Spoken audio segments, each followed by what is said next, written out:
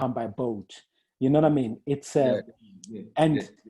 try to claim who you are to be seen as a human being, not to be seen as the rest of you. So, and then I remember I used to walk my dog at this park, and these drug dealers, because we are black, they want to talk to me, you know, and for a few weeks, I didn't want to talk to them. I just didn't want to talk to them. I wanted to be the black guy who was cool, who's working the dog in a park. And kids will say, wow, there's another cool African people. So I was a prisoner of this appalling and godlike image about Africa, about who I am, to the point where I was breaking. I was literally suffocating. And I had to get out of that.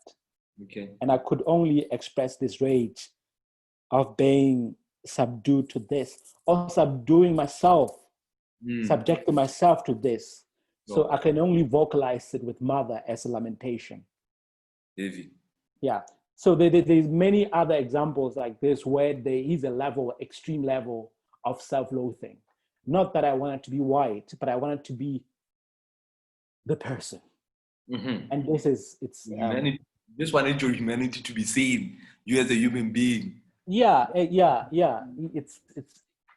I mean, it's really fine line. Like I said, I'm aware of that. I come from the very privilege that I got to go to university, that I was there by flight, I was there by visa, and I got to learn at the cinema.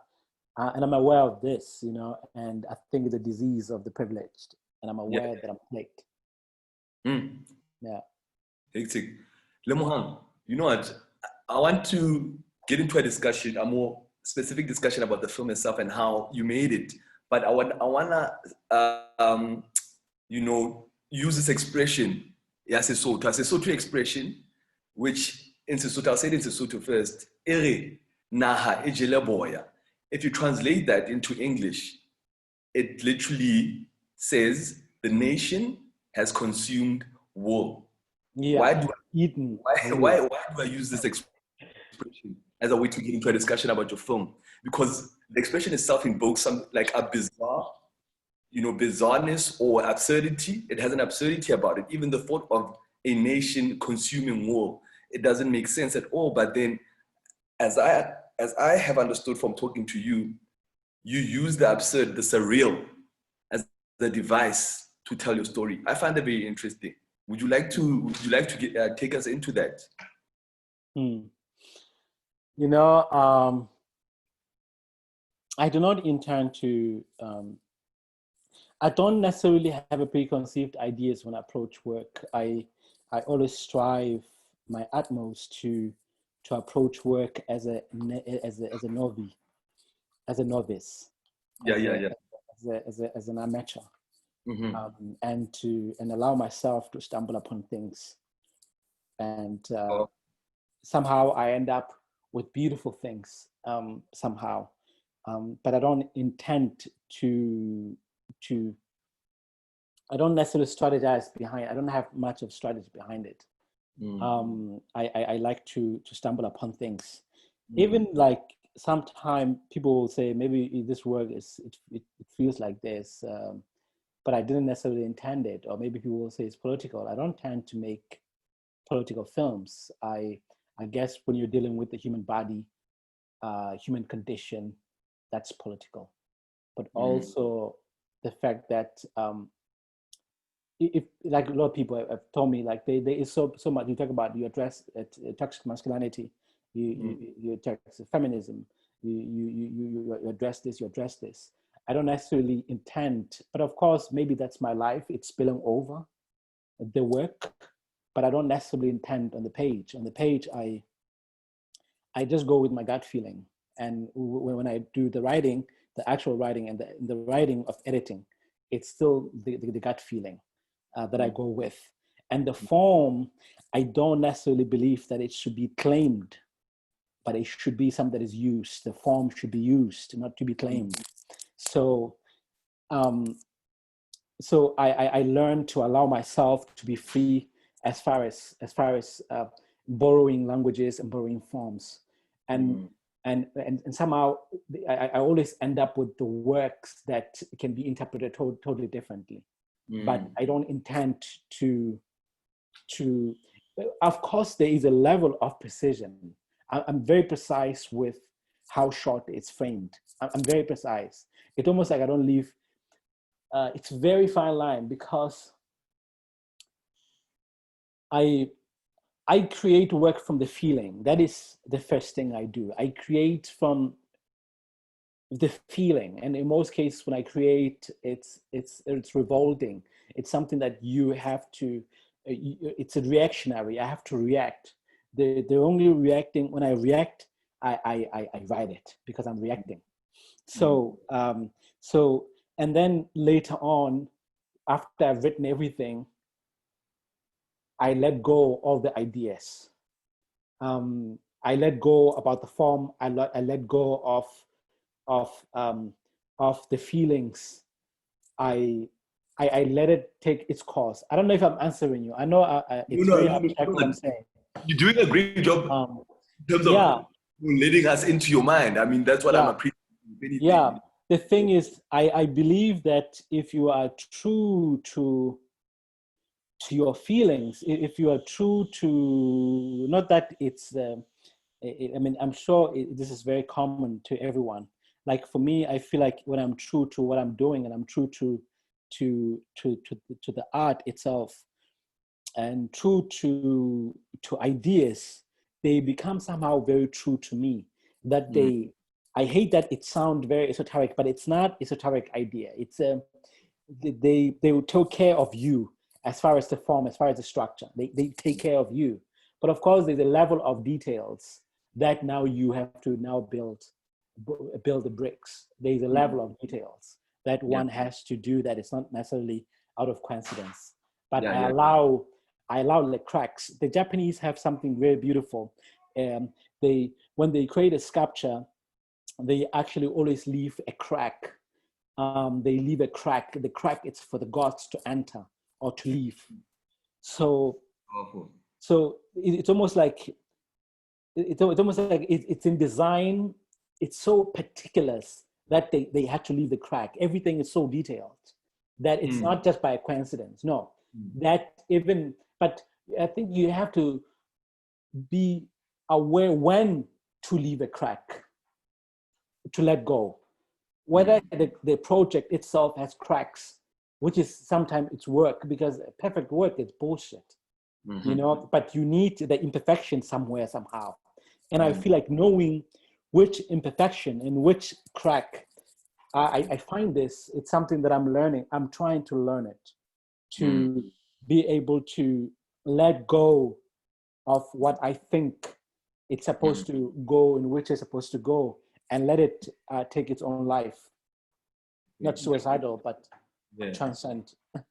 No, thank you very much for that, Lemohang. I mean, this discussion could go on forever, but and I just think, because I know I've got a cinema crush on you, right? So, and I shouldn't be selfish. I'm gonna let other people, people who may have developed that crush after watching your film interject in our conversation. We're gonna take a few questions from the audience. Cool.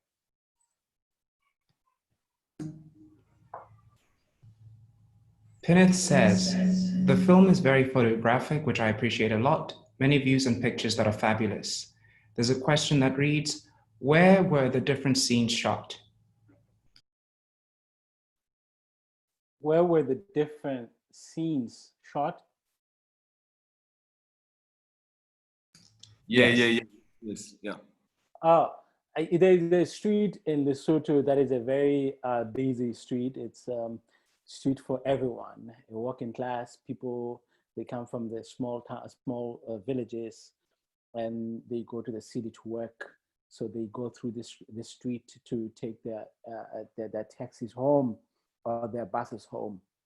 And you have those who are selling in the marketplace. You have everyone. You have people who live in the streets. You have everyone in the streets. It's almost like it's like a melting pot of the society. So I specifically chose the street to make this film happen there. it's all theatrical. There's a part that was almost like a street theater that was necessary, was a live performance that was specifically for the street. And then there's a second part, which was a film. I think we can take one more question, and it has to be a very, kind of concise answer. Stephanie Javert says, I'm curious about the significance of the knitting and string and how you came to use that imagery. I don't know why. I just thought about this suffocation. I was looking at the best way of expressing suffocation for a very long time. And suddenly I just had this thought of someone knitting or unmasking something or masking something. Is that the newborn over there? Meeting something, and then and this image just came, and for me it means a lot of things for me, but I feel like I mean it will if I tell you, you wouldn't get, it will rob you from what you would actually experience. So it's for me, it's for me, and also I think it's for some people who might interpret it totally differently. So it's open for an interpretation. Thank you. Thank you. I see that we're running out of time. I just want to ask you one more question, Lemohang, and I think in 45 seconds, if you can fashion an answer, what does radical solidarity mean to you? In how many minutes? In how many minutes? Let's say 45 seconds. Okay, I will have to read something for you that I like this quote. I think maybe it would, I hope I find it. Okay. Jesus, I'm not finding it. Oh, here. It's the quote that I love very much. And I feel like for me, if I speak of solidarity, if I speak of touch and coming together and the radical togetherness, in that sense, I think this quote for me sums it up. It's by Camus, from The Plague. Nonetheless, he knew that the tale he had to tell could not be the one of final victory. It could be the only record of what had to be done and what surely would have to be done again in never-ending fight against terror and its relentless onslaughts.